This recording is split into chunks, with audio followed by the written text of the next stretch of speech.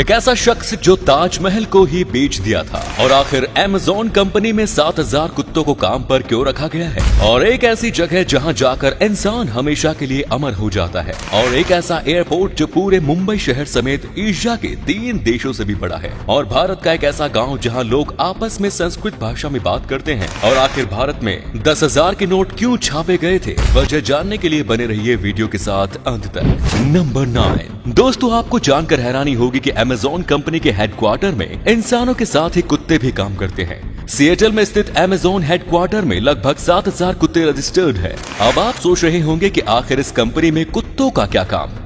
सीधे तौर पर इनका कंपनी में कोई काम नहीं और ना ही कंपनी ने इन्हें नौकरी पर रखा है। ये कुत्ते एक्चुअल में यहाँ काम करने वाले लोगों के हैं। अमेज़न ने लोगों को ये सुविधा दे रखी है कि वो अपने पालतू कुत्तों को ऑफिस में ला सकते हैं। ऑफिस में आने वाले ये कुत्ते लोगों के साथ घुल मिल कर रहते हैं, जिससे कर्मचारियों का तनाव कम होता है और उनकी प्रोडक्टिविटी बढ़ती है। यही वजह है कि इन कुत्तों को वर्किंग डॉग का दर्जा प्राप्त है। अब भाई, कर्मचारियों का तनाव कम करने और उनकी प्रोडक्टिविटी को बढ़ाना भी तो एक काम ही है। नंबर 8। नटवरलाल के नाम से मशहूर मिथिलेश कुमार श्रीवास्तव लोगों को इस तरीके से ठगा करता था जिसके बारे में हम और आप इमेजिन भी नहीं कर सकते। इस महाशय ने ताजमहल, लाल किला, राष्ट्रपति भवन और संसद भवन तक को बेच डाला था।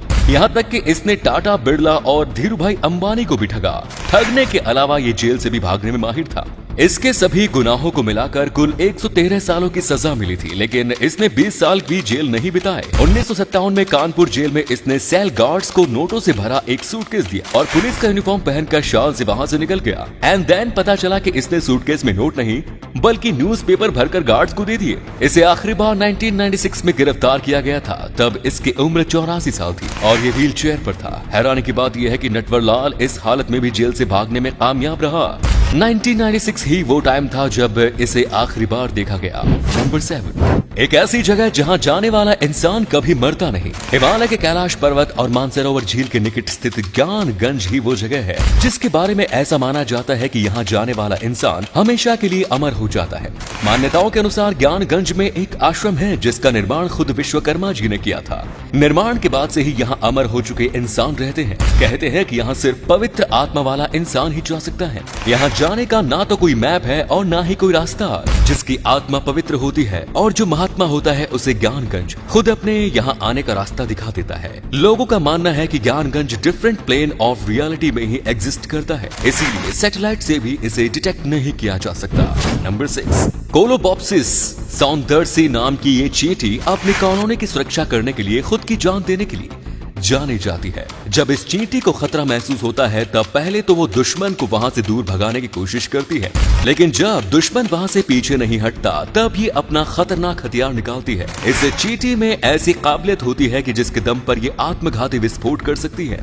खतरा महसूस होने पर ये अटैकिंग मूड में आती है और फिर इसके शरीर में विस्फोट होता है जिससे टॉक्सिक केमिकल्स निकलता है। विस्फोट से निकलने वाला केमिकल हल्का चिपचिपा होता है और इसकी बदबू काफी खतरनाक होती है। इस केमिकल की चपेट में आने के कारण शिकारी इसी में उलझ कर रह जाता है और कुछ पल के लिए गतिहीन भी हो जाता है, जिसके बाद डर के मारे वो यहाँ से भागने का ही फैसला करता है। इस तरह से नन्ही सी चींटी अपनी जान की कुर्बानी देकर अपनी कॉलोनी को बचाती है। नंबर 5। सऊदी अरब में एक ऐसा एयरपोर्ट है जो एरिया के मामले में पूरे मुंबई शहर से भी बड़ा है। मुंबई शहर से भी बड़े इस एयरपोर्ट का नाम किंग फहद इंटरनेशनल एयरपोर्ट है। ये एयरपोर्ट एरिया के मामले में मुंबई से बड़ा होने के साथ ही दुनिया का सबसे बड़ा एयरपोर्ट भी है। इस एयरपोर्ट का कुल क्षेत्रफल 776 स्क्वायर किलोमीटर है, जबकि मुंबई शहर का कुल क्षेत्रफल 603 स्क्वायर किलोमीटर ही है। ये एयरपोर्ट सिर्फ मुंबई शहर से ही नहीं बल्कि एशिया के 3 देश मालदीव, सिंगापुर और बहरीन से भी बड़ा है, यानी कि इस एयरपोर्ट पर ही एक पूरा देश बसाया जा सकता है।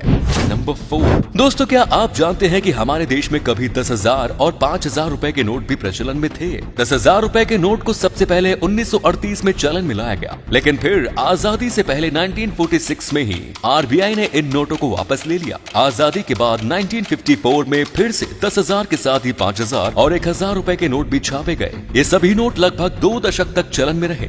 आरबीआई द्वारा इन नोटों को मार्केट में लाने का मुख्य उद्देश्य बड़ी लेन देन को आसान और सुरक्षित बनाना था, लेकिन इन नोटों को लेकर सबसे बड़ी समस्या थी काले धन की, क्योंकि इससे 10,000 का नोट बहुत बड़ी करेंसी का नोट था जो कि काफी कम स्पेस में ज्यादा करेंसी को स्टोर कर सकता था। इसी वजह से 1978 में आरबीआई ने फिर से इन नोटों को वापस ले लिया। नंबर 3। दुनिया के 7वें अजूबे ताजमहल की खूबसूरती की दीवानी तो पूरी दुनिया है और दुनिया भर के लोग खूबसूरत ताज का दीदार करने आते हैं। अगर आपने भी ताजमहल को देखा है तो आपने ये बात नोटिस की होगी कि ताजमहल की चारों मीनारें बाहर की ओर हल्की सी झुकी हुई है। क्या आपने कभी सोचा है कि आखिर ये मीनार झुकी हुई क्यों है? निर्माण के समय में इन मीनारों को बाहर की ओर इसलिए झुकाया गया था ताकि अगर कभी ये मीनार गिरे तो ये ताजमहल की मुख्य इमारत पर ना गिरे। अगर ये मीनार सीधे होते तो फिर मुमकिन है कि ये अंदर की ओर भी गिर सकते थे और ताजमहल टूट सकता था। इसलिए इन मीनारों को बाहर की ओर झुकाया गया, अगर ये कभी गिरे भी तो भी मुख्य इमारत को कोई नुकसान न हो।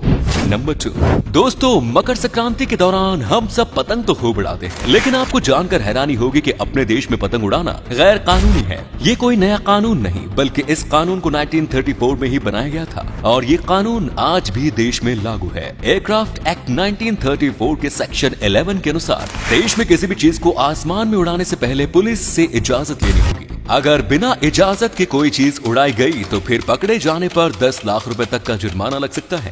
ये नियम पतंग के साथ ही बैलून और ड्रोन कैमरा पर भी लागू है। तो अगर आप खुद को देश के जिम्मेदार नागरिक मानते हैं तो पतंग उड़ाने से पहले पुलिस की इजाजत जरूर लें। नंबर 1, आज के समय में पूरे देश में आम बोलचाल में संस्कृत भाषा का उपयोग पूरी तरह से बंद हो चुका है, लेकिन हमारे देश में आज भी एक गाँव ऐसा है जहाँ लोगों की मातृभाषा ही संस्कृत है। इस गाँव का नाम है मत्तूर, जो कि कर्नाटक के शिमोगा जिले में स्थित है। कर्नाटक की राज्य भाषा तो कन्नड़ है, लेकिन 5000 आबादी वाले इस गांव में लोगों की आम बोलचाल की भाषा आज भी संस्कृत ही है। बच्चे माँ की गोद में ही संस्कृत सीख लेते हैं और फिर जिंदगी भर इसी भाषा का उपयोग करते हैं। दोस्तों ये थे कुछ अमेजिंग फैक्ट्स। इनमें से कौन सा फैक्ट आपको सबसे जबरदस्त लगा कमेंट्स में जरूर बताएं। आज का वीडियो हम यहीं पर एंड करते हैं। उम्मीद है आपको ये वीडियो अच्छा लगा होगा। वीडियो को लाइक जरूर करें और अपने दोस्तों के साथ शेयर करना ना भूलें। मिलते हैं एक और धमाकेदार वीडियो के साथ, तब तक के लिए अपना ख्याल रखिए। धन्यवाद।